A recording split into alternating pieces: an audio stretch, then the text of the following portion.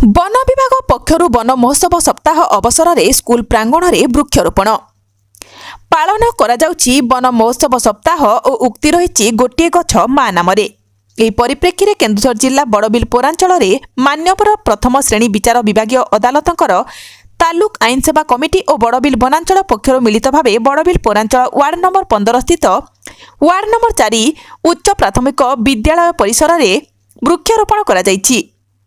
ए अवसर में प्रथम श्रेणी विचार विभाग मजिस्ट्रेट मल्लिका गोयंका निज कर्मचारी और आईनजीवी उपस्थित थिबा बेले वन विभाग पक्षरु बड़बिल रेंजर संजीव राउत निज कर्मचारी उपस्थित रही प्रथमे एक वृक्ष मूल फूल चंदन दे धूप लगे नड़िया पिटी पूजार्चना करी वृक्षरोपण करिथिबा देखिबाकु मिलिथिला एवं स्कूल प्रधान शिक्षयित्री विष्णुप्रिया पति स्कूल छात्र छात्री उपस्थित रही आंब अँला पिजुली इत्यादि विभिन्न प्रजातिर वृक्षरोपण करथिले। केन्दुझर जिल्लारु सरोज कुमार महापात्रଙ୍କ रिपोर्ट।